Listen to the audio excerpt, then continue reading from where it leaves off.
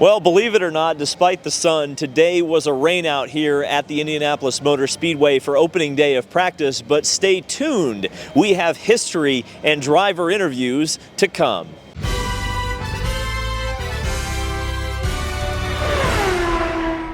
So yeah, a little bit disappointing here at the Indianapolis Motor Speedway. It rained pretty much all day. The cars did get close within 3 minutes of going out to practice. It looked like we were going to get at least a little bit of running in, but the skies opened back up, and it was just enough rain to end practice for the day. However, starting at 10 a.m. tomorrow, cars are going to go out for install laps.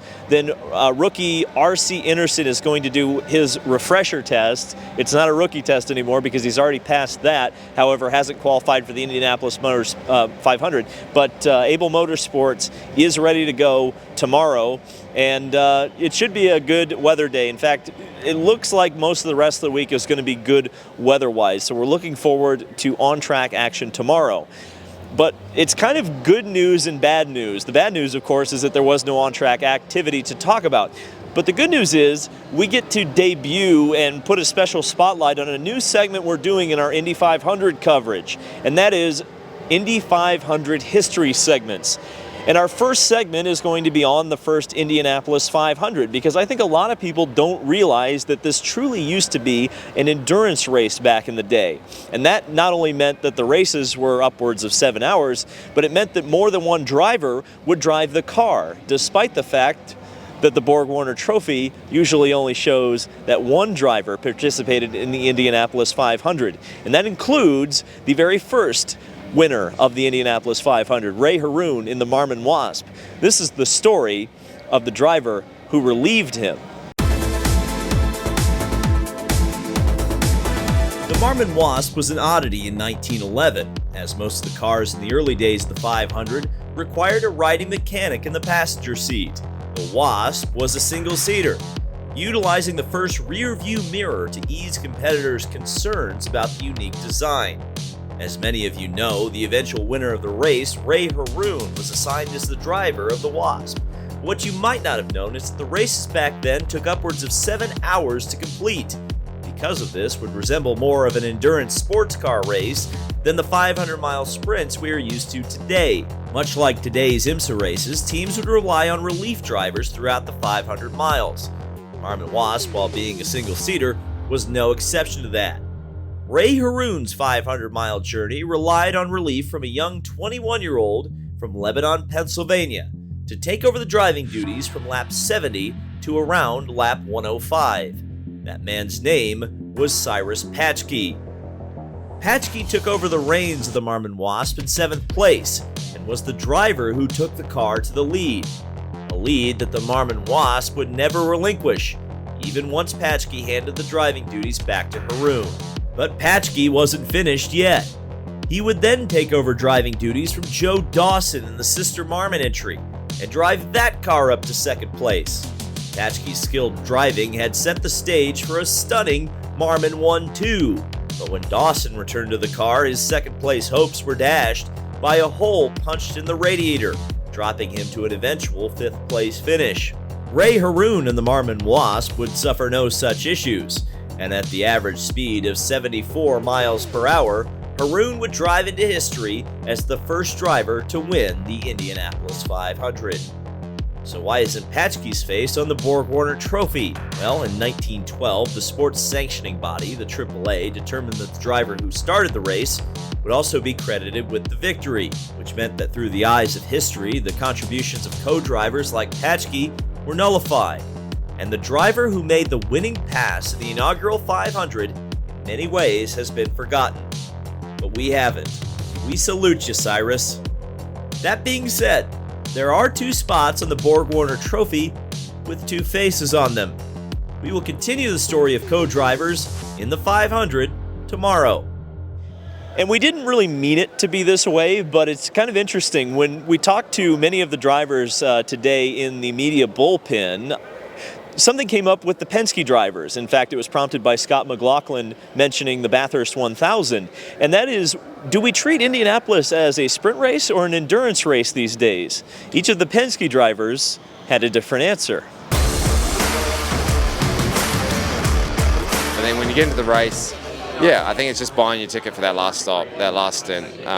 Very similar to Bathurst, just probably a mini Bathurst in that regard. Interesting that you brought up Bathurst. I've watched that the last couple of years, and it's striking the similarities to the Indianapolis 500. Everybody's together the whole time, passing at a premium. You've won that race. You know how to do it. But is it really, how much of a comparison to oval track racing is a race like that? Because you haven't broke through yet. You were really close at Texas. Describe oval racing and what it takes to win here. Have you figured that out? Ovals are like a mini endurance race in some ways. The amount of stops you have to do, the amount of variables that can happen and change during the race, weather and whatnot, and how the car degrades as well. Like the front wings get hammered by rocks and whatever, so you lose front wing. So things can change in an instant. I think having the experience of Bathurst has been great for me because sort of understands it a bit more, but it's taken me probably a couple of years to understand that it is very similar to what I've used to do, and it's probably made me a lot more calmer going into this year. No, I would disagree. It doesn't feel like an endurance race at all. I mean, it is a long race. For an open wheel car, it's 200 laps, 500 miles, so it's going to take us 3 hours. But man, it's not like an enduro. You've really got to. There's almost two races to it. There's the positioning at the end. You got to get in position for that final stint. But it's not like you're just, most people aren't just riding around trying to get to the end of the race. They are trying to get themselves in position to maybe win it and work on the car and figure out, what is it going to take on that day to win? Because it's different every year. So for me, that's a huge fight, like the entire race, and you're pushing and trying to analyze and understand. So I don't know. To me, it feels like a sprint race in a lot of ways, but there's two sprints. You've got the initial sprint leading to that final stop, and then there's the real sprint for the finish. It's probably become more like a sprint race. Yeah, like you've got to be running the front all day almost. Like, days of coming from the back seems a little harder.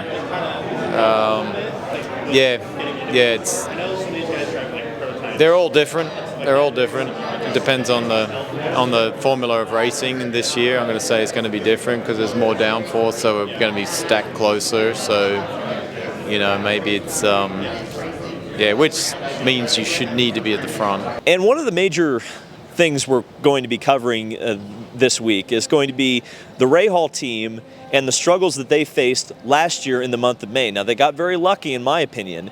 There were not more than 33 cars going for the starting field. That's different this year. 2 of their 3 cars were on the back row last year, and they have 4 cars now, 34 cars. A chance that one of them could go home. So I spoke to Graham Rahal and Christian Lundgaard about their positive energy going into this month. You guys struggled a bit for pace last year. It was no secret. What's your confidence level going into this month? Well, it's we're going to find out here quickly. I do think we should be much more competitive than last year. But I also will tell you that I know even last night, we're all sitting there having conversations, learning as much as we can, taking the data from the test and trying to put it to good use. So, frankly, that being said, I expect us to be up front. I mean, I don't come here every year to not be. And I don't go to any race to not be up front. And so, I think we should be very strong. Going into here, I think we will have a faster car than we did last year. I think we already proved that at the open test. I think we were 4th and 7th on no-toe time on 2 of the cars. So I think that's definitely an improvement. I guess that's what practice is for. We will find out soon enough. But again, I think we're going in with a different mindset, especially leaving the past 2 race weekends with the performances that we've had. I know the oval project is a completely different scenario, but the momentum will shift the whole atmosphere within the team, and I think we're just going in with a lot of excitement. Where were you lacking? Well, I think a lot of it comes down to aerodynamics. But having said that, I don't know that our cars were as good as they had been in previous years, handling-wise as well. And it's a very fine line here of those 2 things, and that's even where we are today. I think we found some good efficient downforce. but sometimes that's just too slow, right? And so there's a fine line between those two, and that's what we as a team have to develop this week and figure out. But I think our processes within the organization, the way that we go about our business, is improving a lot. As you guys are seeing, I think throughout the year, it may take a little bit of time, which I know people don't have a lot of patience for us, nor do we. But as you saw at the Grand Prix, I think it is starting to take shape a little bit, and hopefully it will continue to do so. And there was a Rahal driver that we didn't talk to in that segment, and his name is Jack Harvey. Now, there's been all sorts of things said and all sorts of talk all over the place about Jack Harvey. He's not hearing very much of it, but what he has heard, I decided to ask him about. I felt like someone had to ask him some of the tough questions, and I got to tell you, I really respect Jack Harvey for answering them, and really being a very, very classy in his answers, and really giving us some good insight into the mind of Jack Harvey over the past year. I mean, I'm going to ask you a tough question here, because there's an awful, people talk about you constantly, and it's usually negative. I mean, how do you block some of that out? And because, like, for example, the Marshall Pruitt rumor, the first thing everyone said was it was you who was losing your seat, and that wasn't true, obviously, but, why, what's your thought process with all that noise outside of you right now? I don't know. I don't really spend time thinking about it, man, honestly. I don't dwell on what happened in last off-season, and I really haven't read anything yet that seems to be too terribly negative. So at the end of the day, man, I'm a positive person. Everybody is allowed to have their opinions on everything. And I'm not here to say anyone's right or wrong. I'm not a keyboard warrior. I don't ever try and ever pull people down or push them down. Honestly, even really share like a negative opinion, unless I'm just talking with people in general, in which case, even then, you don't know what people have going on. So, I think social media it's an interesting place, and just because you can tweet doesn't mean that you always should tweet. And I think people so often forget there's a person on the other side of it. So when they're being blasé about comments here and there, you're like, all right, yeah, I'm not saying that you wouldn't try and trade me and switch jobs with me, but you don't always necessarily want to deal with all the pressure. And I think that's in some ways actually a privileged position to be able to just see it for what it is. And first and foremost, I wish we had some better results. What we dealt with in the off season was unfortunate and difficult, but I also turned the page on it. And then outside of that, only because you use Marshall as a reference, we also chatted after qualifying, and it seemed like it was actually the performances that we were delivering this weekend at Indy GP, at least up to qualifying, that was my normal when I was at MSR. Mm-hmm. So yeah, it might be a little bit negative now, and in some ways perhaps so far we haven't achieved what we wanted to with RLL. However, up to that point, I felt like we were one of the up-and-coming guys in the series, so negativity that way is temporary. If you turn it around by the end of the season, the same people who are negative and critical may be positive again, so it is what it is, man. It's a Rahal heavy episode today, thanks Kyle, but there's a fourth driver, as I mentioned, and it's a driver who hasn't driven in 10 years. Her name is Katherine Legge. You may have heard of her, and I got to talk to her today. 10 years, that's actually hard to believe. I think I've talked to Joseph's been here for 12 years. It seems like time's moving fast, but here you are back at the Indianapolis Motor Speedway. I know you've worked on this for a while. How gratifying is it to be back? And I haven't aged a day, right? Not at all. No, it's awesome to be back. I've been driving, so it's not like I've been sat at home not doing anything for the last 10 years. But it's been eye-opening getting back in the car and like relearning everything. It's come back relatively quickly, but it's the pinnacle of racing at the end of the day, and it's the biggest sporting event in the world. So it's not something that you don't take very seriously. It's the car's changed a little bit. It's technically the same chassis, but it really isn't anymore. Can you even begin to describe the changes? I can't. Only because I don't really remember that long ago what it was like to have a direct comparison to be like, well, this is different, that's different. It feels very different because of the aero package, because of the aero screen, because the wheel's different. Like literally everything that was sensory to me seems similar but different, and it's been so long that I can't do direct back-to-back because I don't remember it that well, to be honest. Well, I guess the last question I have for you is, going into this month, I mean, you're an Indy-only program. I imagine you want to continue to expand this further in IndyCar, but for this month, what can you set your expectations at? I mean, what would you be happy with at the end of the race on May 28th? I haven't set any expectations purely because I don't know where we stack up against everybody else at the moment. I would only be happy with going as fast as that car can go, and we don't know how good the car is going to be. Like, if the car is a P1 car, then I'll only be happy if I win it. If it's a top 10 car, then I'll only be happy if I'm in the top 10.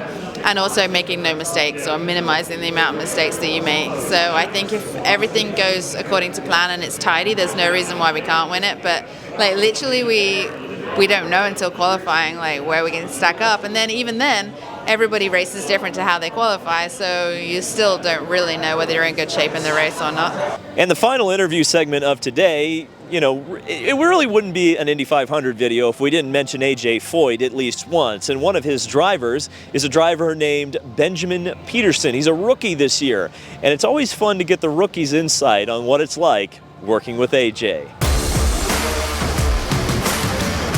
I'm sure you get this question a lot, but I'm curious.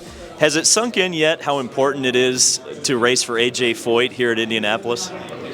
It's just so special. I mean, he's here today. He was here bright and early, sharing stories, because it's obviously we're on a rain delay, so we have a whole lot of other things to do. But it's very special.